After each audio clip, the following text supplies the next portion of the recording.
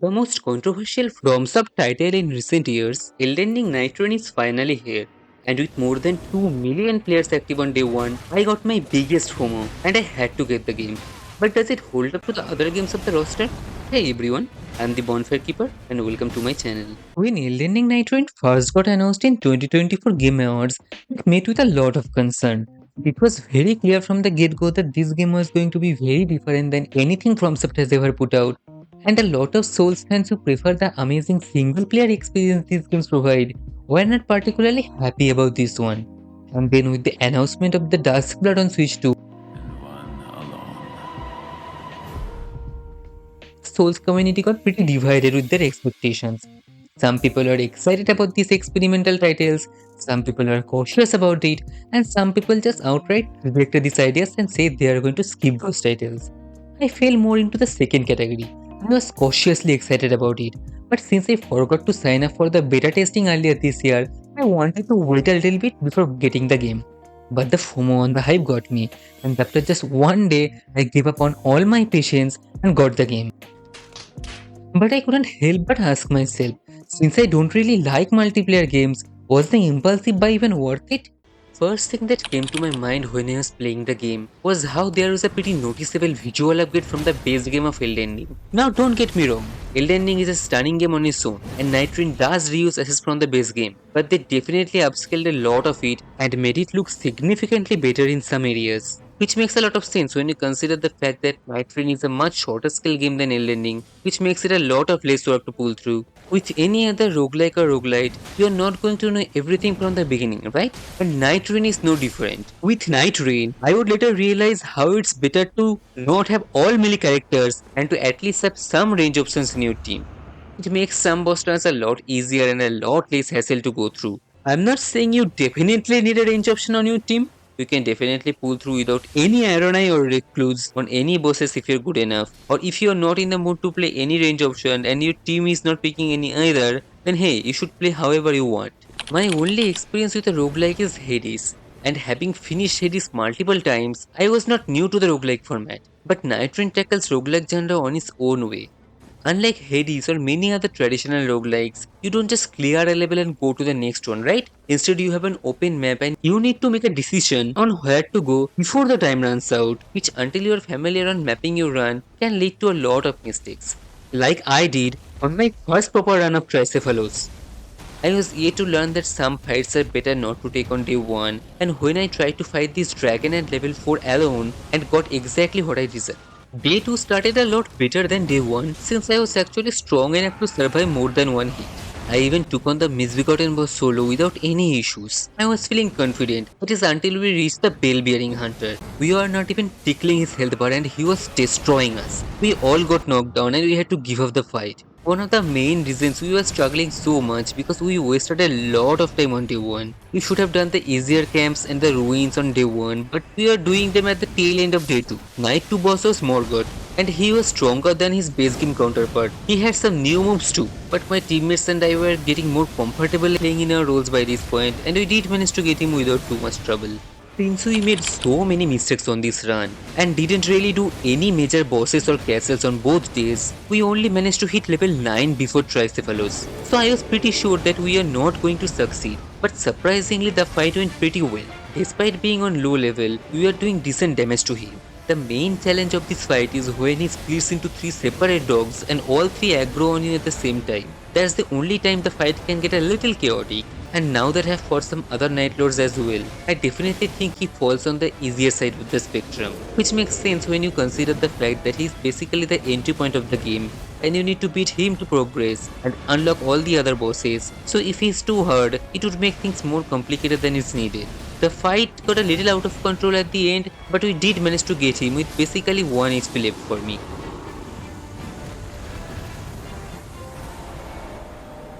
While I did manage to get the first Nightlord, I was still not completely sure on the game. One thing that was proving really difficult for me was navigation. I was still not sure on which areas to prioritize first, so I tried to follow my teammates all the time and let them make decisions. And if they made a wrong one, that run was doomed, which is exactly what happened on my next run. Since defeating the first boss unlocked the volcano area, I entered the underground castle there following my teammates. We were doing really well down there. We took down the fireplace boss, we took down a lot of those flame chariots, we even took down the magma worm. But when we were fighting the magma worm, we weren't really paying attention to the circle closing in. We even got the legendary armament upgrade and the trophy for beating him, but the circle passed us, and we tried to get out using the speed bird. The damage from the storm was too much. We respawned in a really bad spot with no way to quickly get out. We tried to find any open shortcut, but we were just trapped. And despite getting good upgrades, we failed to find a way out, and lost the run even before reaching the Night 2 boss. So far my experience with the game was pretty good. While I was struggling with learning the mechanics, everything was still under my control, right? If I failed a run, that was on me, because I didn't prepare enough or I made a wrong decision, but that was about to change when on my next run, I ran into my first major bug in the game. We were fighting a jail boss when the boss suddenly froze for me, and then Recluse turned into Michael Jackson and started moonwalking. I was extremely confused and just kept staring at her moonwalking off the damn map and into the void. But then I got kicked out of the game and it said I had a connection error. My internet was perfectly fine, so I had no idea what happened. Well, this time it was kind of a funny bug, so I didn't mind it that much. It would not be the last time this happens. Now what makes or breaks a roguelike is how much variety they provide in every run, right? If you're only playing the same build, the same map over and over again, it's going to get tedious very soon. 2D roguelikes have the luxury to provide you with a lot more randomization every run, with different rooms, different item and enemy placements. It's not really possible to pull that level of randomization with a game like Nightreign, which has more common with Fortnite than it has with other roguelikes. But I would definitely like if more map variety was added in the future, because while the volcano area or the ice region and some other regions I'm yet to unlock like the red forest add a nice variety to the map, most of it is still the same.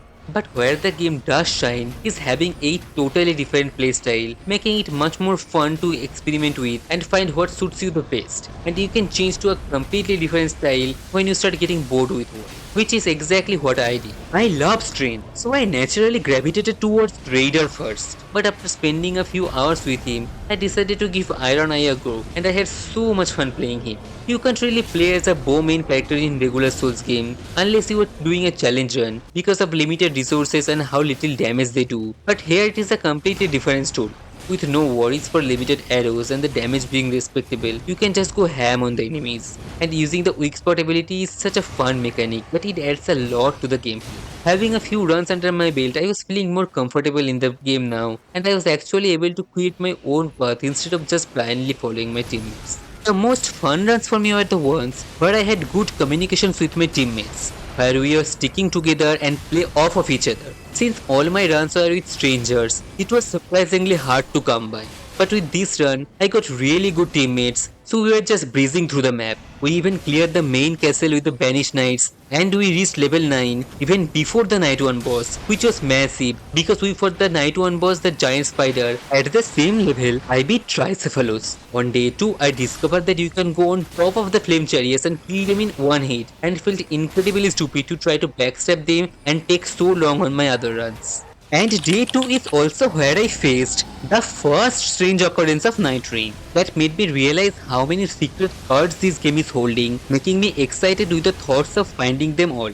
The Night 2 boss was an ancient dragon. We fought hundreds of these in the base game, so there's nothing special to say about them. But after we beat him, instead of having the teleportation goop, the boss arena just got darker and we got invaded by another boss, the Nox Dragonkin Soldier. I was extremely surprised with the unexpected turn of events, but the good thing is, the game just doesn't immediately send you in another boss fight. As the state you fought the last boss in, you get all your healing flask back and full health, making the fight much easier. And I was actually glad that we got invaded by this boss, because otherwise we would have only gotten one level, but we got 2 levels instead, reaching level 14. With the Gaping Jaw fight, I realized how much being above level 10 changed the final boss fights. It is honestly a game changer because you get so much more health to live through the attacks. You also do a lot more damage, making the fight much shorter and less complicated. Having 7 flasks is also a massive help, and having good team coordination just makes things much more enjoyable in general. This is where I ran into another technical issue that almost ruined an otherwise good run. I had my ultimate ability ready to use, but when I tried to use it, it wouldn't work for some reason. I have no idea why, but this was the only time I had faced this bug, which I can't say the same for the connection issues. Thankfully, we didn't really need it, and my teammates managed to do enough damage on their own to cover for my ultimate art that we got him eventually, and hence unlocking the outfit options for our characters. This was the point I actually started getting addicted to the gameplay. Yes, I was facing some technical issues, but with how good the gameplay is, it was overshadowing the negatives for now. But this was also the time I actually felt a harsh difficulty spike with the NIGHTLORDs pretty prominently. While I wouldn't say Tricephalos or Gaping Jaw are easy, they certainly didn't have a too complex mechanic that you needed to learn and carefully plan your run around it. I definitely felt it with the Sentient Pest, despite having a really good run with clearing all the Crucible Knights, beating the T-Sentinel and reaching level 40. Before entering the boss arena, I was overconfident. I was yet to know about the existence of the Scorpion and thought how hard can a flying moth be. I was pretty sure we were going to get him first try. Instead we got our ass handed to us. The two bosses required completely different playstyle. You can't do enough damage to the Scorpion without losing 80% of your health, and before you can even reach the moth, it flies away. Figuring it out was tricky, and needless to say we failed. I tried with Iron Eye again so I can have the range to reach the moth, but still no result. Sentient Pest was the first roadblock for me in this game. The next run was interesting because I experienced two different feelings. First one made me happy in my decision of buying the game, and the second one made me question myself if I should have waited more. So I found this mysterious hooded guy in the middle of the map with scales in his hand, and he offered us an upgrade. After taking the upgrade, my teammate attacked him and he turned into a boss fight. I would later realize he was another Nightlord, the Equilibrious Beast. He was just casually hanging out there for some reason. He was pretty strong, but before we could properly try the fight, the circle started closing in and we had to leave. While I couldn't beat him, finding him was a really nice surprise. It gave a familiar feeling to the base game of Elden Ring and finding a cool secret when you were just exploring the map. But the next experience would also remember me of Elden Ring and the technical issue that game had when that first launched. Before we could fight the boss at the end of the night, we ran into another issue and our Iron Eye got kicked out of the game. Yeah, it's a possibility that he could have left on his own, but I'd like to think it was a technical issue since I myself also had them. And I was actually getting annoyed at this point. I was not even playing on PC, I was in PS5. Shouldn't the game be more optimized on PS5? The game is so good, but these issues are really dampening the experience sometimes. Out of all the different playstyles Nightreign provide, I think Revenant and Recluse are the ones that actually require a high skill ceiling to fully utilize their playstyle. Which is funny, because since the dawn of Souls games, people have compared Magic or Faith playthroughs to be the easy mode of these games, where you can just spam from a distance and win. But Nightreign really changes up the formula, with Recluse having a complex mechanic with a magic cocktail skill, where you need to remember the combinations to fully utilize their value, and Revenant not having a method to regen her HP unless you carefully build her, because once your summon dies you have to get in the fight, makes them a lot more unique and interesting than the others. Which is exactly what happened to me. I didn't find anything to regen her HP, and to top that, we got the worst situation for the night to boss fight. Boss arena was right beside the most annoying castle in Nightreign in my opinion, the castle with the trolls who constantly throw giant pots at you. And on top of that, the boss we got was the draconic tree sentinels with his two goons. So not only we had to dodge attacks from 3 bosses, we also had to dodge the trolls constantly throwing giant pots, and it was utter chaos. We failed the run miserably.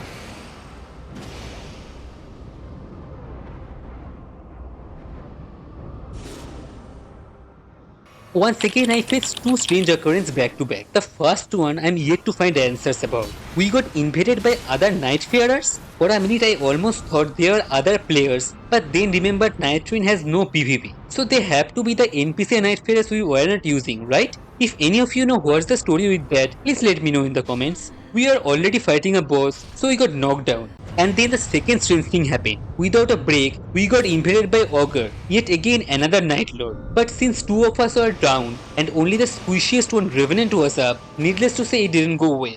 But on the next turn, we got invaded by Augur again, and this time we did manage to get him. Well, this version of Augur is a lot weaker than the original version, but it was still a fun fight. Also, in case you were wondering, we failed these 2 runs as well.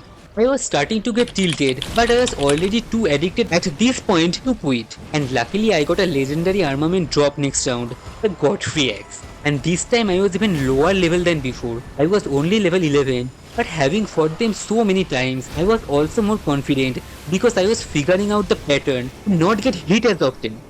So much so that I still had healing flask left almost to the end. I also had a good Recluse on my team, and as I said before, Recluse is a pretty tricky character to learn. So having a good Recluse who know what they are doing is always a game changer because of how strong she can be if you use her correctly. I kept the Scorpions aggro on me and let Recluse focus on the mob. Having the Godfrey Axe also helped a lot because we were doing a lot of damage, and after so many failed attempts, we finally got them. I felt incredibly relieved.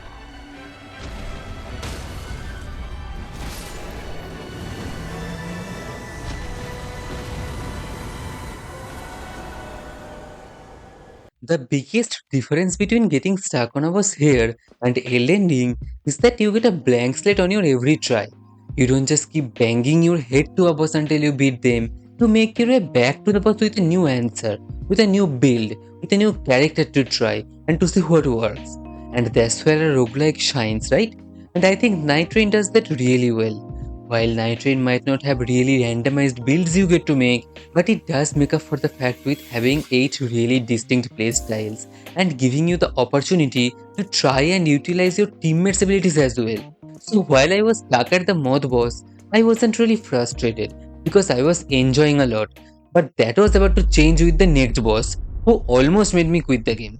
Augur, in my opinion, was the most annoying Night Lord of them all. Am I the only one, or did you guys feel this way too?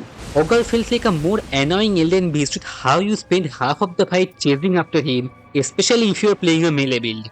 Since I already fought him twice, I knew that I needed range for him, so I tried him with Iron Eye. On my first try with him, fight wasn't going super well, but not super bad either. We were doing decent damage constantly, we were on very low health and had 0 flask left, but we still got him down to almost 70%. But before we could continue, the most annoying thing that could have happened. We ran into another connection issue and the game kicked us all out at the same time. I was actually pissed this time. FromSoft has a reputation of having a bad multiplayer system, and that is one of the reasons people were worried about this game. And yes, connection issue was not consistent, it is still extremely annoying after coming so close to beat a boss and then losing to something beyond your control. I kept having failed runs after failed runs with Augur, despite being on a good level and doing good enough damages, despite having plenty of healing flask left, he felt nearly impossible to beat. I had no idea how to dodge the sleep move or if dodging was even an option because I tried running away and that didn't work either. And he was literally dropping nukes on us.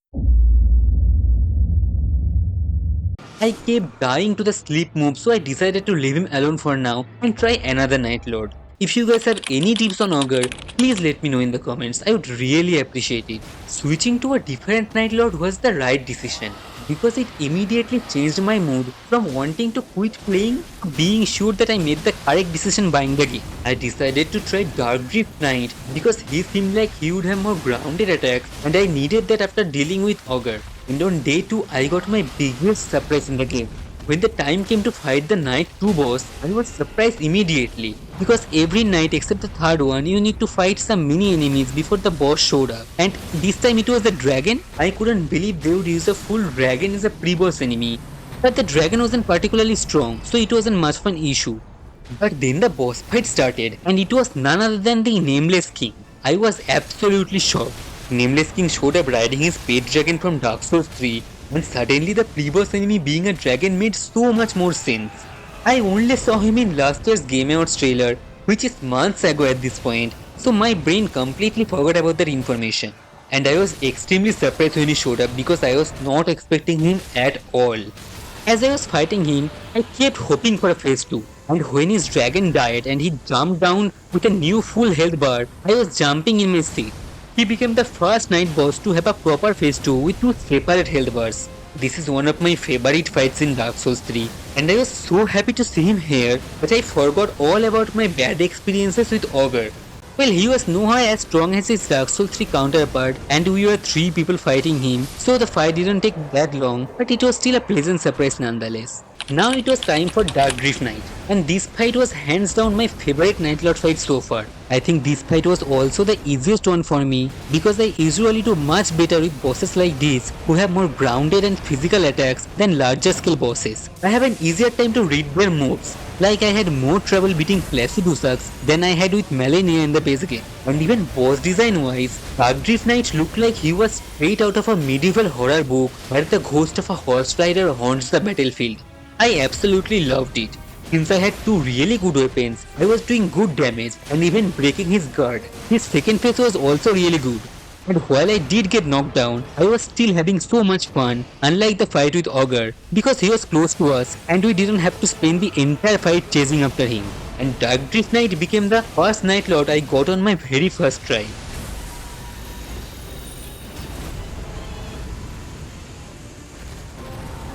But after beating him, something strange happened. The round table hold changed and got covered in black smoke and cloudy weather, like it gives on flame in the base game when you burn down the art tree. And I also unlocked, and whom I'm assuming is the final boss of the game, the Night aspect. Now I don't know if Darkdrift Knight was the trigger for him, or you needed to beat 4 Night Lords, but I'm not going to try the Night aspect boss until I have done the remaining 3 bosses I still have left. Augur, Equilibrious Beast, and the Freezer in the Fog. I would also need to complete the remembrance questlines for all the characters before trying the final boss as well. So before I bought the game, I was pretty skeptical on whether or not I am going to enjoy the game. Because the gameplay is drastically different than the base game of Elden Ring. Nightreign is a lot more fast-paced compared to the slower, more explorative gameplay of Elden Ring.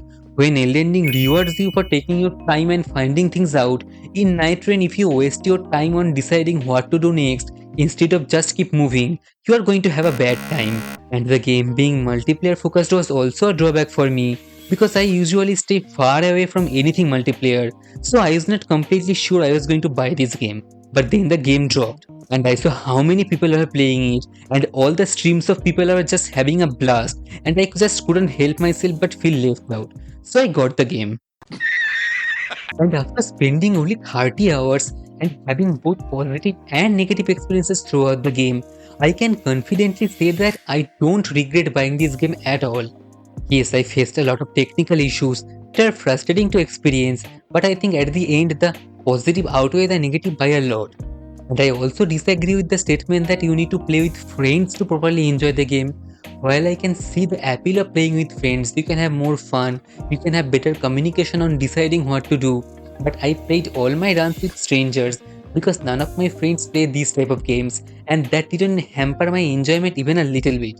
While I can agree that having good or bad teammates can make or break the run, I don't think it's any different than having a bad RNG run in Hades or Dead Cells.